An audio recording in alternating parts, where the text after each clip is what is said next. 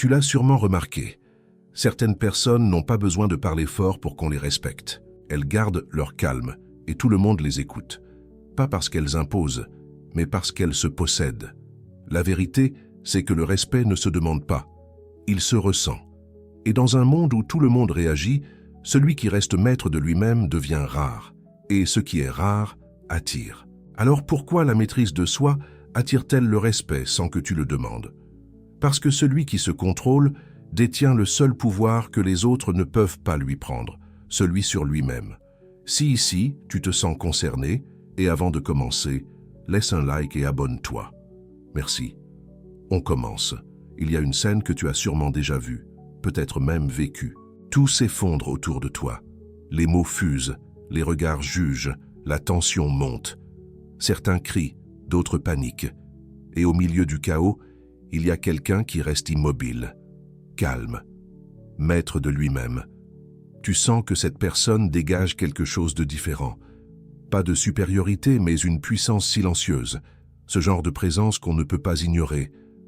Pense à Nelson Mandela. Des années de prison, d'humiliation, d'isolement. Et pourtant, lorsqu'il en sort, il ne montre ni haine ni vengeance. Il parle de réconciliation.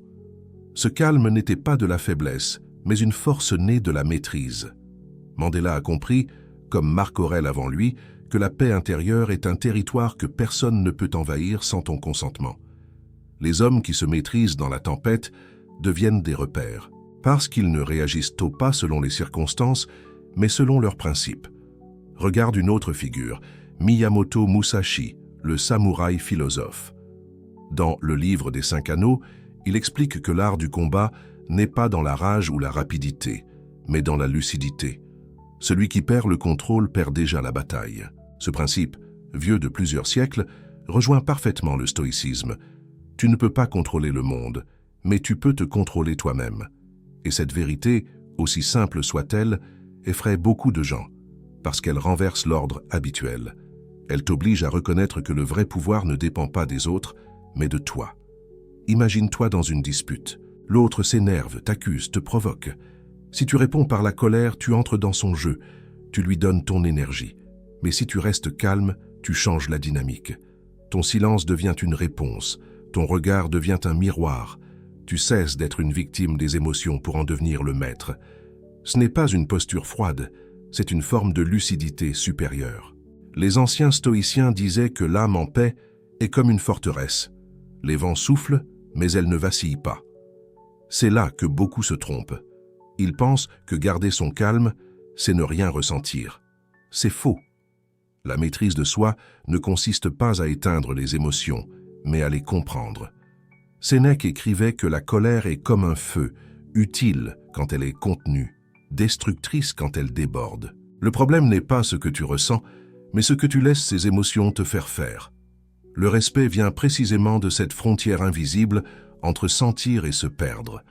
Il existe des expériences fascinantes en psychologie moderne qui le prouvent. Dans une étude menée à Stanford, 2 groupes ont été confrontés à une situation de provocation. Le premier devait réagir librement. Le second devait respirer profondément avant de répondre. Résultat, ceux du deuxième groupe étaient perçus comme plus charismatiques, plus solides et paradoxalement, plus respectés. Les autres, ceux qui s'étaient défendus immédiatement, avaient semblé fragiles, comme s'ils perdèrent le contrôle d'eux-mêmes.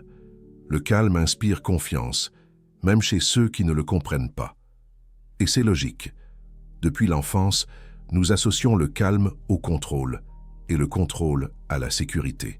Quand quelqu'un reste posé face à la crise, notre instinct le perçoit comme une figure de stabilité.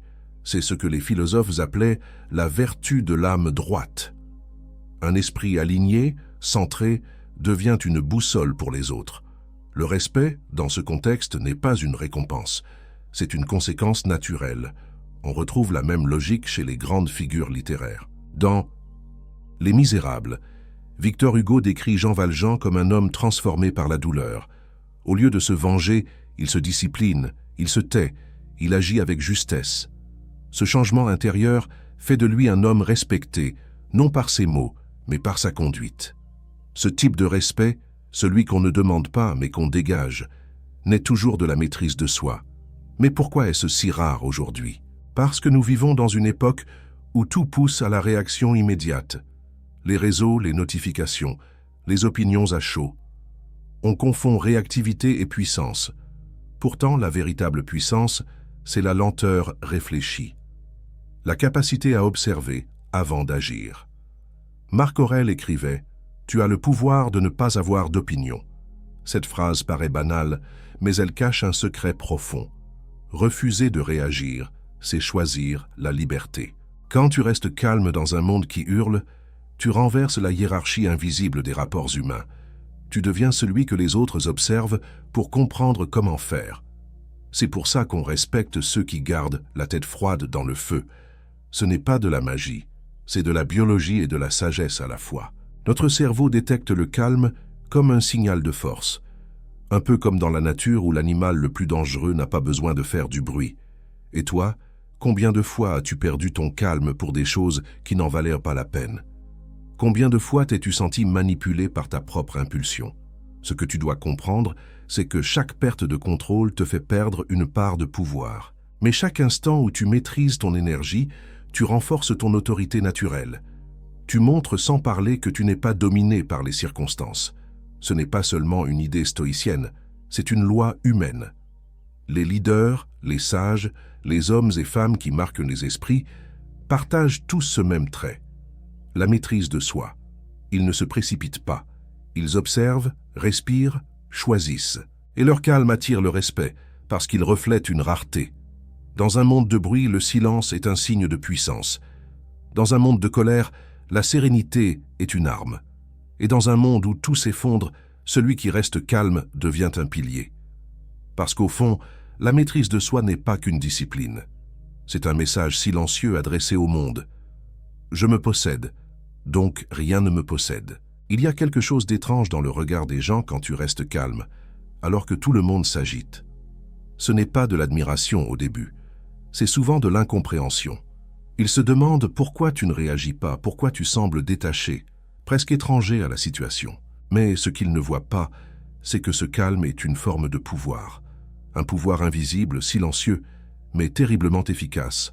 Pense à Marc Aurèle, empereur de Rome, à la tête d'un empire instable, menacé par la guerre, la peste et la trahison. Chaque jour, il devait décider du sort de milliers d'hommes. Et pourtant, il écrivait pour lui-même dans son journal que l'âme soit comme la citadelle, imprenable, inviolable. Il savait que le chaos extérieur ne pouvait rien contre un esprit discipliné. Ce que Marc Aurèle maîtrisait avant tout, ce n'était pas Rome, c'était lui. C'est cette maîtrise intérieure qui lui a permis de gouverner sans se détruire. Le pouvoir du contrôle intérieur, c'est cette force que personne ne peut te donner ni t'enlever. Ce n'est pas une armure, c'est une fondation. Ceux qui la possèdent ne cherchent plus à dominer les autres, ils n'en ont pas besoin. Leur présence suffit. Tu as sûrement déjà ressenti ça chez certaines personnes. Ils parlent peu, mais quand ils parlent, tout le monde écoute. Leur calme n'est pas une absence d'émotion, c'est une densité. Ils sont ancrés, alignés, cohérents. Et c'est ce qui inspire naturellement le respect. La psychologie moderne confirme ce que les stoïciens savaient déjà.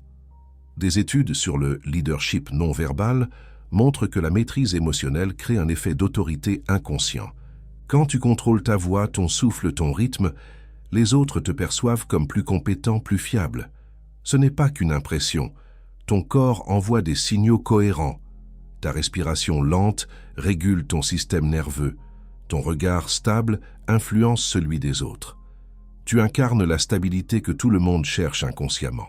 Sénèque l'avait résumé en une phrase lumineuse. Celui qui se domine est le plus puissant de tous les hommes. Cette phrase prend tout son sens quand tu comprends que la plupart des gens passent leur vie à courir après un pouvoir qu'ils n'auront jamais, parce qu'ils ont négligé le seul pouvoir qui compte, celui de leur pensée.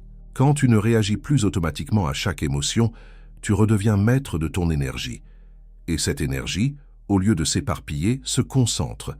Tu deviens plus lucide, plus présent, plus précis. Regarde l'exemple de Nelson Mandela dans ses premières semaines de présidence. Il aurait pu purger sa colère, humilier ses anciens geôliers. Au lieu de ça, il a invité ses opposants à travailler avec lui. Ce choix n'était pas de la faiblesse, mais une stratégie fondée sur la maîtrise de soi. En gardant le contrôle de ses émotions, il a retourné la peur en respect. Il a compris que le pouvoir le plus profond ne vient pas de la domination mais de la maîtrise. C'est la même logique qu'Épictète enseignait à ses disciples. Cet homme était né esclave, battu, humilié, privé de tout. Et pourtant il répétait « Il y a des choses qui dépendent de nous et d'autres qui n'en dépendent pas ». C'est une phrase qu'on croit connaître, mais qu'on ne comprend vraiment que lorsqu'on l'applique. Tant que tu cherches à contrôler les autres, tu es esclave. Le jour où tu te maîtrises, tu deviens libre. Et c'est là que naît le respect véritable. Le respect n'est pas une émotion, c'est une reconnaissance. Les gens sentent quand tu n'es pas gouverné par la peur, la colère ou le besoin de prouver. Ils sentent quand tu n'as pas besoin d'avoir raison. Ils sentent quand tu n'as plus rien à défendre, parce que tu es déjà en paix. Ce type de contrôle intérieur ne s'apprend pas en un jour. Il s'éprouve dans l'échec, dans la solitude, dans le silence après la tempête. Le philosophe stoïcien Musonius Rufus disait que la maîtrise de soi n'est pas naturelle, qu'elle doit être entraînée comme un muscle. Et ce muscle se renforce à chaque moment où tu pourrais perdre le contrôle mais choisis de rester centré. C'est dans ces instants que tu gagnes une puissance intérieure invisible. Le monde ne s'en rend pas compte immédiatement, mais il le sent. Ta présence devient une boussole. On pourrait croire que cette force rend froid ou distant. C'est l'inverse. Le contrôle intérieur te rend plus humain, parce qu'il t'apprend à ne pas te laisser submerger par tes réactions. Tu deviens capable d'écouter sans juger, de répondre sans blesser, de décider sans te précipiter. Et dans un monde saturé d'impulsions, cette capacité à rester maître de toi devient rare, presque sacrée. Regarde ceux que tu respectes le plus dans ta vie. Ce ne sont pas ceux qui parlent fort ou qui cherchent à briller. Ce sont ceux qui restent calmes dans la tourmente, ceux qui savent se retenir quand tout le monde s'emporte. Parce qu'au fond, on fait confiance à ceux qui se contrôlent. On se sent en sécurité auprès d'eux. Le stoïcisme ne t'apprend pas à devenir insensible, il t'apprend à devenir indestructible de l'intérieur, à être ce rocher au milieu du fleuve. L'eau le frappe, mais il ne se brise pas. Elle finit même par l'épouser.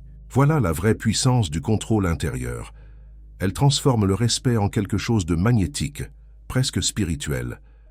Ce respect, tu ne l'exiges pas. Tu le rayonnes. Tu as déjà senti cette montée soudaine, ce moment où ton cœur s'emballe, ta respiration se bloque et tout ton corps veut réagir. Une parole blessante, une injustice, une humiliation.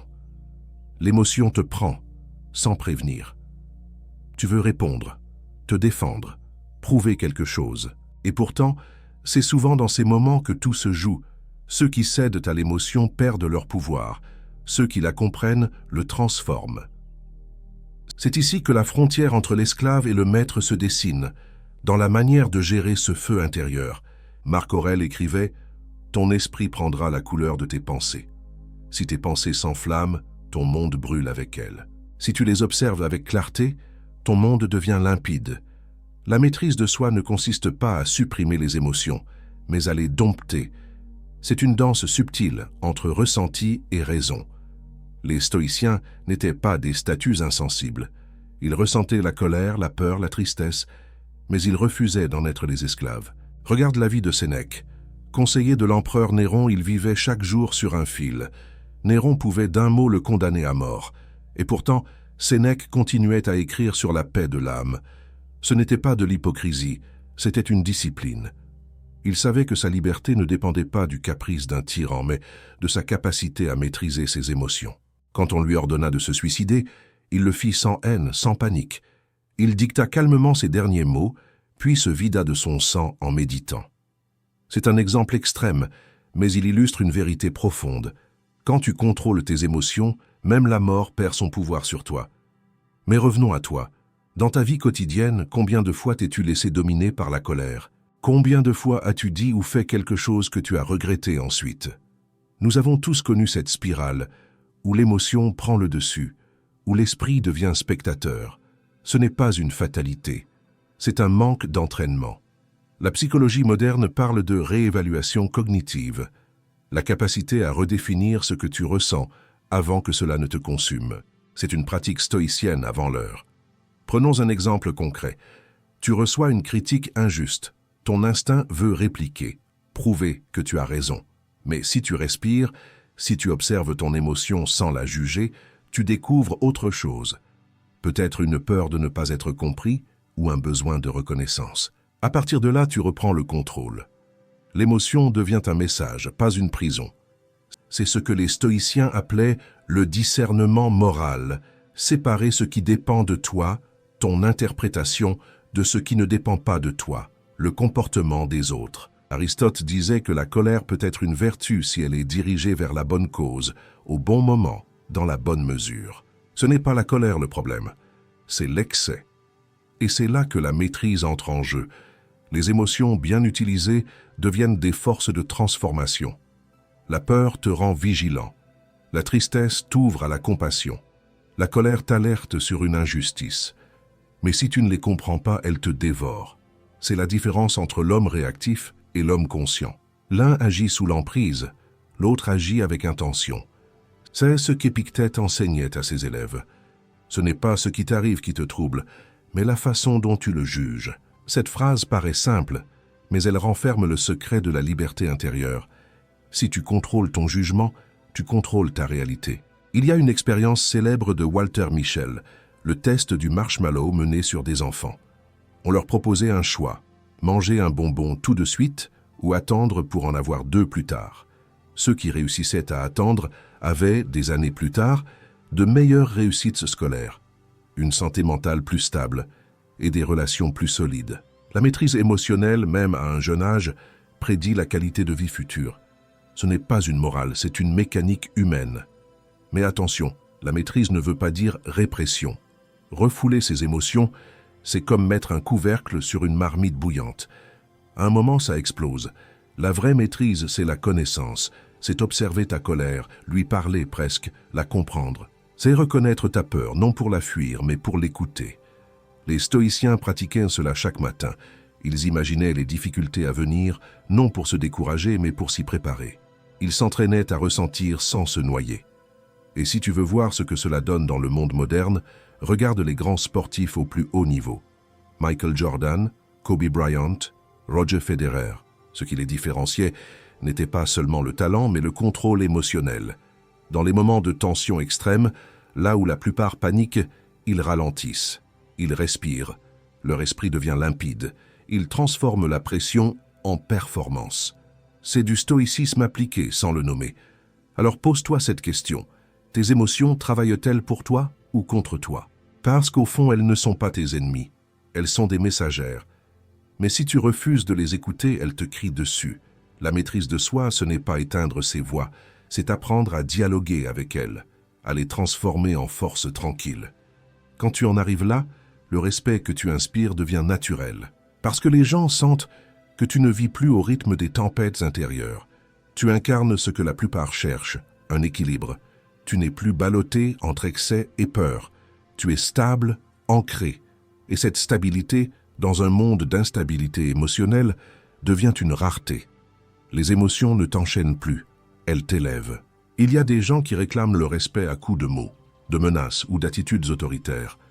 Et puis, il y a ceux qu'on respecte sans savoir pourquoi.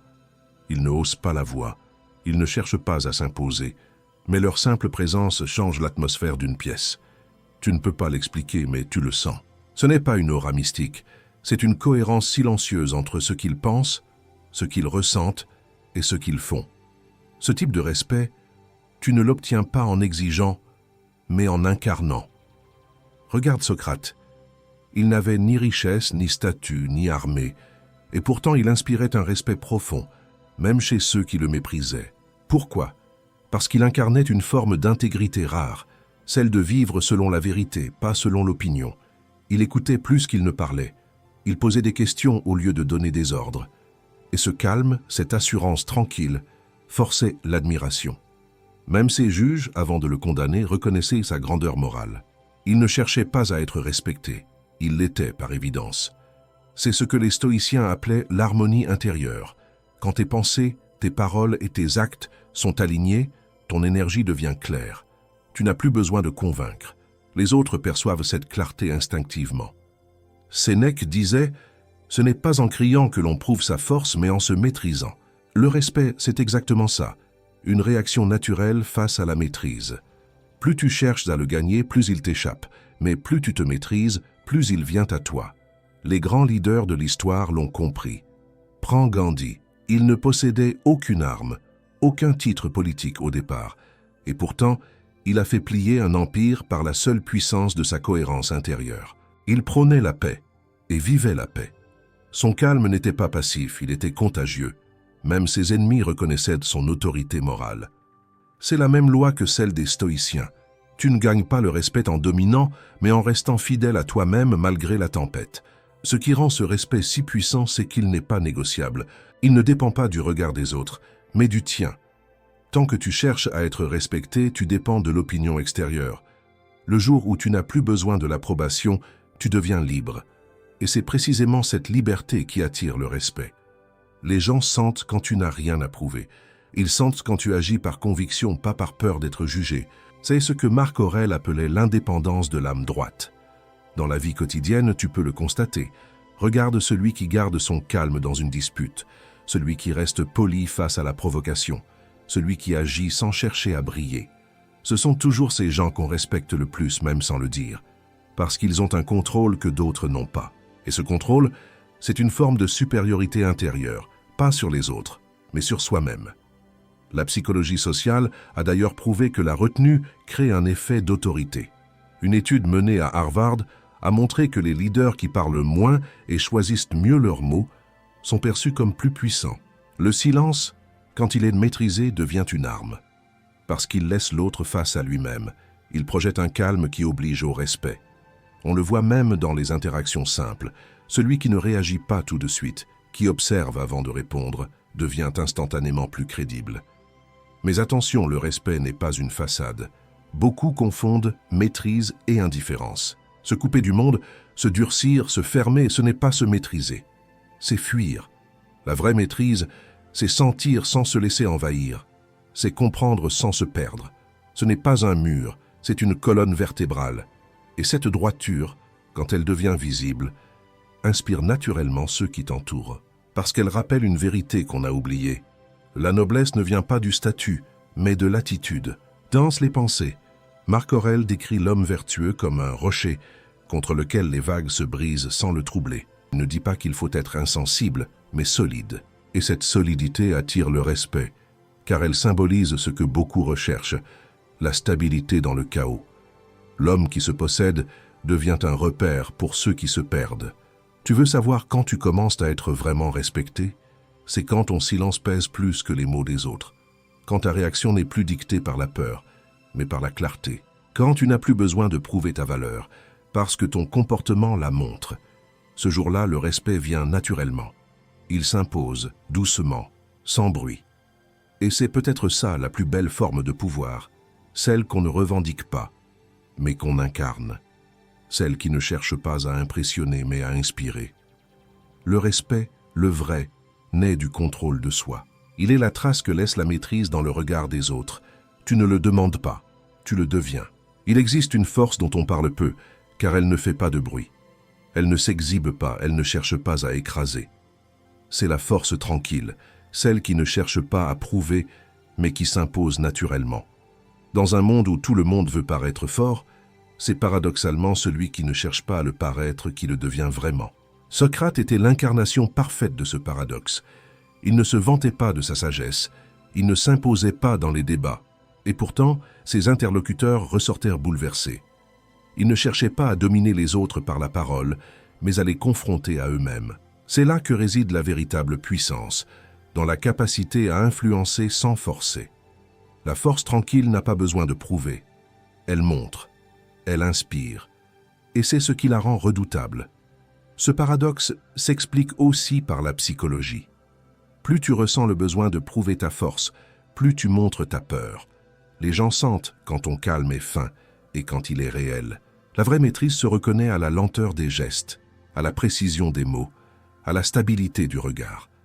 Un homme aligné ne parle pas vite, ne s'agite pas, parce qu'il ne court après rien. Il ne cherche pas à gagner une place. Il sait déjà où il se tient. Cette assurance, silencieuse et non arrogante, est une forme d'élégance intérieure. Marc Aurèle écrivait que la vertu n'a pas besoin de spectateurs. Elle se suffit à elle-même. C'est ce qui rend la force tranquille si puissante. Elle ne dépend pas du regard d'autrui. Tu peux la détester, la craindre ou l'admirer, mais tu ne peux pas la nier. Elle existe parce qu'elle ne s'excuse pas d'exister. Et dans ce monde saturé de démonstrations de pouvoir, ce calme devient presque subversif. Regarde les grands stratèges. Le général Sun Tzu disait « Le plus grand guerrier est celui qui triomphe sans combattre ». Cette phrase paraît abstraite, mais elle décrit une réalité profonde. Le véritable pouvoir, c'est la capacité d'imposer le respect sans avoir besoin de confrontation. C'est une forme d'influence subtile, ancrée dans la maîtrise de soi. Celui qui se contrôle devient imprévisible. Tu ne sais jamais ce qu'il pense, ni jusqu'où il peut aller. Et c'est précisément cette incertitude qui inspire la prudence, parfois même la crainte. Il y a un épisode peu connu de la vie de Marc Aurèle qui illustre ce principe. Lors d'une rébellion menée par l'un de ses généraux, il aurait pu répondre par la violence immédiate. Au lieu de cela, il a choisi d'attendre. Il a observé. Il a laissé le temps user la colère de ses adversaires. Puis, quand le moment était juste, il a agi avec une précision chirurgicale. Pas une action de plus que nécessaire. Résultat, la rébellion s'est éteinte sans bain de sang. C'est ça, la force tranquille, la lucidité qui voit au-delà de l'émotion du moment. Mais attention, ce calme n'est pas passif. Il ne s'agit pas de rester immobile, mais de choisir ses moments. La force tranquille agit quand il faut, pas quand on la provoque. Elle refuse de réagir à la colère, mais répond à la raison. Elle sait que chaque mouvement impulsif est une perte d'énergie. Cette économie de réaction, c'est ce que les stoïciens appelaient la tempérance, l'une des 4 vertus cardinales. En psychologie comportementale, on retrouve cette idée sous un autre nom, la régulation émotionnelle. Les individus capables de différer leurs réactions sont ceux qui prennent les meilleures décisions. Ils n'agissent pas sous pression. Leur cerveau reste lucide là où d'autres s'effondrent, et c'est précisément cette lucidité qui fait d'eux des figures respectées. Le respect, ici encore, n'est pas le but, mais la conséquence d'une force qu'on ne peut pas acheter ni feindre. Il faut comprendre une chose, la force tranquille ne s'improvise pas. Elle se forge dans la solitude, la douleur, la discipline. Elle naît des défaites qu'on a digérées, des humiliations qu'on a transcendées, des colères qu'on a refusé de nourrir. Celui qui garde son calme aujourd'hui, c'est celui qui a déjà affronté sa tempête intérieure hier. Ce calme n'est pas un don, c'est un art. Et comme tout art, il demande du travail. Regarde la littérature. Dans Le Comte de Monte Cristo, Dantès revient des années de prison transformées. Il ne parle plus beaucoup, mais chaque mot, chaque regard pèse. Il n'a plus besoin de crier vengeance. Son silence en dit plus que 1000 menaces. Sa maîtrise attire la peur, mais aussi le respect. Il a compris que la véritable victoire, ce n'est pas de vaincre les autres, c'est de se posséder soi-même. Dans le fond, la force tranquille est une révolution lente. Elle remet en question la société du paraître, du bruit, de la réaction immédiate. Elle te pousse à redéfinir ce qu'est la puissance. Pas celle qu'on exhibe, mais celle qu'on contient. Pas celle qu'on réclame, mais celle qu'on rayonne. Et quand tu atteins ce niveau, tout change autour de toi. Les gens te parlent différemment. Les conflits s'apaisent. Les opportunités viennent. Parce qu'au fond, le monde respecte toujours ce qu'il ne peut pas ébranler. Le paradoxe est là. Plus tu cherches à montrer ta force, plus elle te fuit. Plus tu t'en détaches, plus elle s'installe en toi. La maîtrise de soi, quand elle devient naturelle, t'offre une autorité silencieuse, mais incontestable. Tu n'as plus besoin d'élever la voix pour être entendu. Tu n'as plus besoin de convaincre pour être suivi. Tu incarnes simplement ce que les autres aspirent à devenir, un être que rien ne déséquilibre. Et dans un monde bruyant, ce silence-là devient ton plus grand pouvoir. Il y a un moment dans la vie où tu comprends que tu ne peux pas tout affronter, que répondre à chaque attaque, à chaque critique, à chaque injustice, te vide plus qu'autre chose. C'est ce moment où tu découvres une vérité que les stoïciens connaissaient déjà. La maîtrise de soi ne consiste pas seulement à rester calme, mais à choisir où placer ton énergie. C'est l'art de ne pas combattre inutilement, parce que tout combat n'est pas digne de toi. Sénèque écrivait « Celui qui se bat pour tout se perd dans tout ». Et il avait raison. Nous vivons dans une époque où tout pousse à la réaction. Les réseaux sociaux, les conversations, les nouvelles. On veut avoir raison, on veut être compris, on veut se défendre. Mais à force de réagir à tout, on devient l'esclave de tout. La vraie sagesse commence quand tu apprends à laisser passer certaines choses sans te sentir diminué. C'est ce que Marc Aurèle faisait chaque jour. En tant qu'empereur, il recevait des insultes, des trahisons, des désaccords constants. Pourtant, il notait dans les pensées « Quand un homme t'offense, demande-toi aussitôt, en quoi cela m'empêche-t-il d'être juste, bienveillant, tempéré ?» Autrement dit, tant que tu restes fidèle à toi-même, rien ne peut vraiment t'atteindre. Il choisissait ses batailles non selon l'ego mais selon la raison. Ce que beaucoup prenaient pour de la faiblesse était en réalité une forme suprême de contrôle. Mais choisir ses batailles, c'est aussi savoir quand parler. Le silence n'est pas toujours la réponse. Il y a des moments où le calme devient complicité, où se taire, c'est trahir ses principes. Le stoïcisme n'est pas une philosophie de passivité, c'est une philosophie d'intention. Épictète le disait, « Si tu veux être invincible, ne lutte que pour ce qui dépend de toi. » Il ne disait pas de ne jamais lutter, mais de le faire pour les bonnes raisons, au bon moment. Dans la vie moderne, cette sagesse s'applique partout. Au travail, dans les relations, dans les conflits familiaux. Tu peux choisir de réagir à chaque injustice ou choisir les moments où ton action aura du poids. Parfois, répondre n'est qu'un réflexe de défense. Mais attendre, observer, comprendre le terrain, c'est déjà agir avec intelligence. L'homme impulsif dépense son énergie à prouver. L'homme maître de lui-même l'utilise à construire. Regarde la vie de Socrate encore une fois. Quand ses accusateurs l'ont traîné devant le tribunal d'Athènes, il aurait pu supplier, manipuler, se défendre par peur de la mort. Au lieu de ça, il a choisi de rester fidèle à ses principes. Il a choisi la bataille de l'honneur plutôt que celle de la survie. Il savait que le vrai courage n'est pas de gagner, mais de rester aligné. Son calme face à la mort a marqué l'histoire.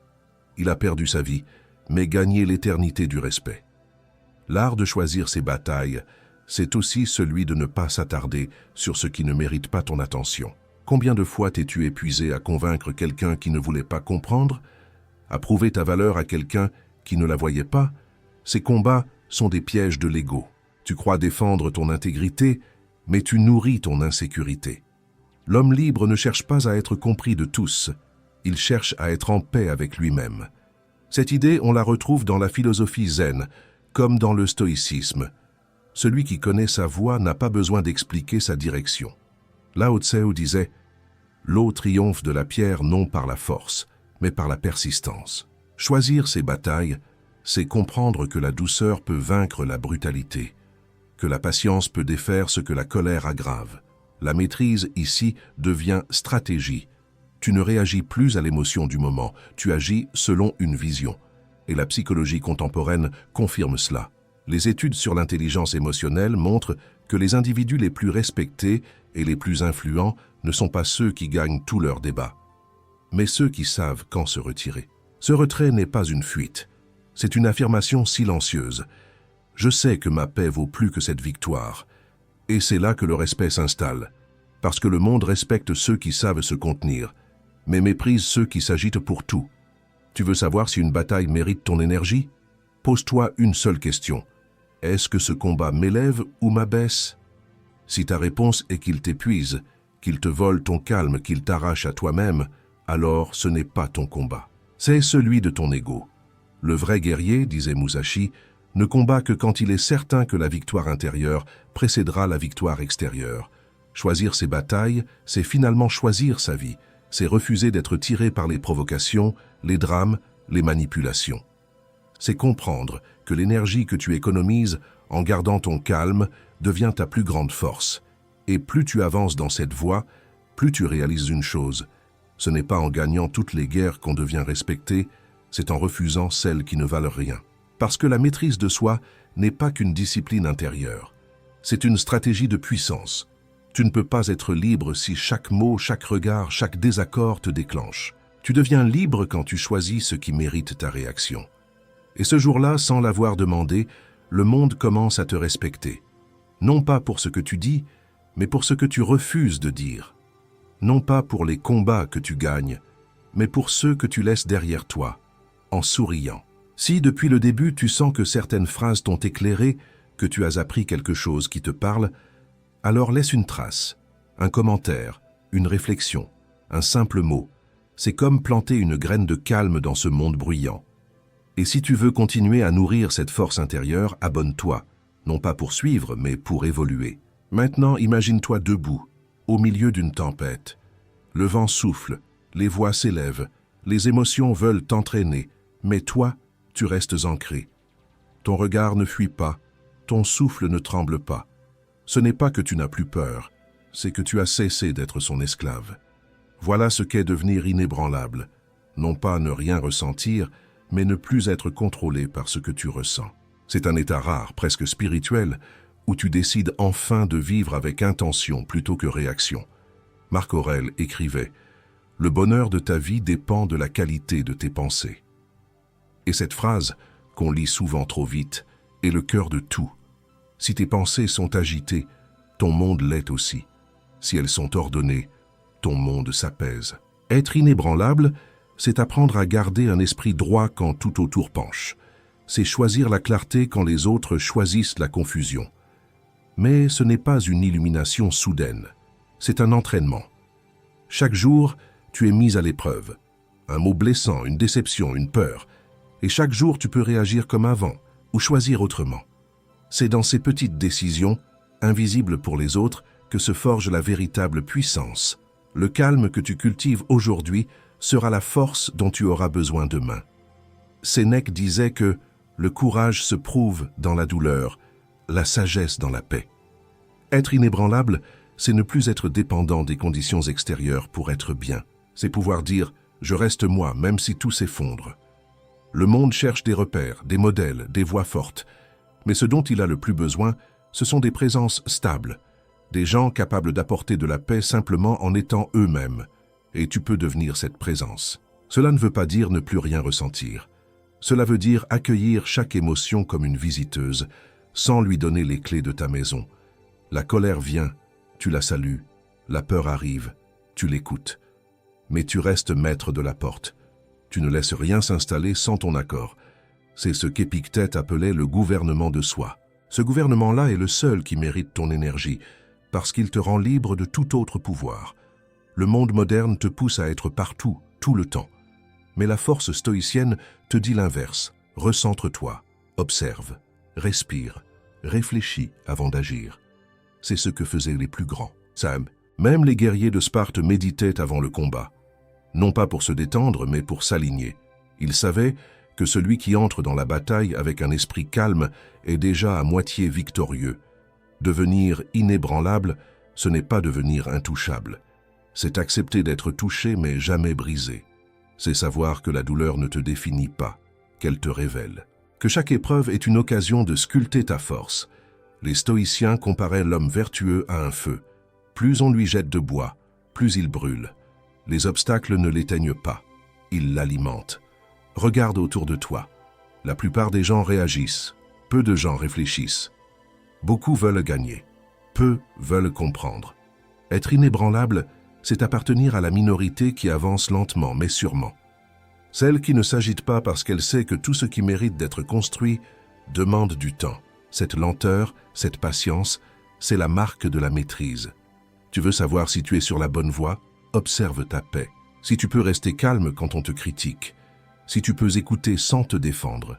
Si tu peux aimer sans te perdre. Alors tu es déjà plus fort que la majorité. Tu n'as plus besoin d'impressionner, parce que ta sérénité parle pour toi. Le respect que tu inspires ne vient plus de tes paroles, mais de ton silence. Devenir inébranlable, c'est comprendre que le contrôle de soi n'est pas un but, mais un mode de vie. C'est marcher dans le monde comme dans une mer agitée, sans jamais perdre ton cap. C'est regarder la colère, la peur, la déception, et leur dire « Je vous vois, mais je choisis ma paix ». À partir de ce moment-là, plus rien ne peut vraiment t'atteindre. Et c'est là que le respect prend une autre forme. Ce n'est plus celui qu'on t'accorde, c'est celui que tu incarnes.